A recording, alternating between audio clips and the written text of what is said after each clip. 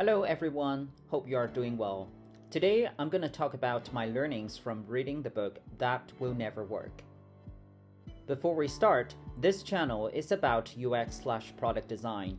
If this is your first time watching my videos, consider subscribing to the channel so you don't miss a future video like this. That Will Never Work may not be a book for designers at first glance. As I delved deeper into the journey that Marc Randolph went through to found Netflix, I realized that the book is actually full of amazing real-life examples of product thinking and idea testing. It's a great read for not just aspiring entrepreneurs, but also product designers and managers.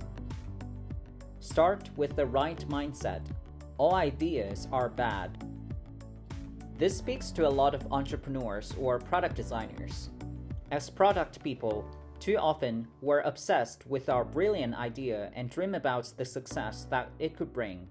We jump straight into implementation and it turns out to be a failure, a product or service without much user engagement. It shows that we're out of sync with reality. Psychologically, we weren't willing to believe it could fail. Our ego got in the way. Instead of thinking that our ideas are brilliant to begin with, Marc suggests that we assume all of our ideas are bad. We don't know if an idea works or not until we collide it with reality. This helps us avoid the pitfall of giving up the idea just because other people say it will never work. This new mindset is so grounding. It is a much more practical approach to creating a new product or service. Collide with reality. Idea testing. As Marc says in an interview, the ability to test ideas is what separates the real entrepreneurs from the dreamers.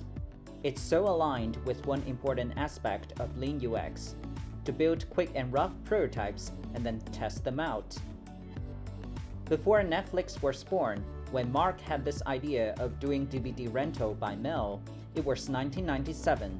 And there wasn't a single DVD available on the market.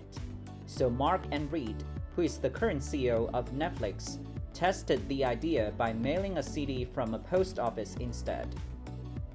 This was such a smart way to collide their idea with reality. It was so lean and minimal, and yet the test told them so much about the idea from both the business point of view and the customer's point of view. I wish I could master this skill and art, to test product ideas minimally to gather rich data and insights before going all in on a particular one. Stay long enough with the problem. Inside the book, there's a chapter that detailed how Netflix created their subscription model, which is now so commonly seen in a lot of apps or services. During the first few years of Netflix, people preferred buying DVDs from the websites to renting them. This created a problem. Selling DVDs wasn't a sustainable long-term strategy for the company because it didn't generate as large a profit margin as DVD rental, and competitors were about to enter the market. This bothered Marc, and he was struggling to find a solution.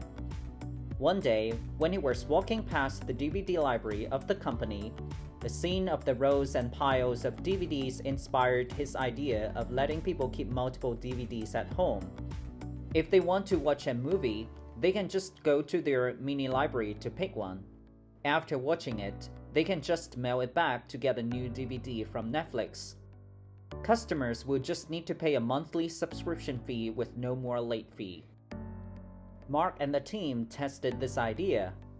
The result shows that the subscription-based model significantly increased the usage of the DVD rental service. This brought in great profit for Netflix, and subscription soon became a popular business model in a lot of other companies in Silicon Valley. My takeaway from this is that sometimes in order to get to an ideal solution, we'll need to stay with the problem long enough. Don't conclude that the idea will not work just because it doesn't work as well as we expected. Sometimes, it takes some tweaks and adjustments to make it work really well, and this requires some patience, observation, thinking, and action. Final thoughts. Those are just the learnings I got from reading the book as a product designer. The book also includes many engaging stories about the victories and the struggles, the joy and the frustration that Marc and the Netflix team experienced from before the birth of Netflix to its IPO. Moreover, we get to learn so much more about the little stories of so many great entrepreneurs such as Reed Hastings and Jeff Bezos through the book. It's definitely a recommended read. Do you find this video helpful? If so, please like it or share it with your friends. And don't forget to subscribe. See you next time.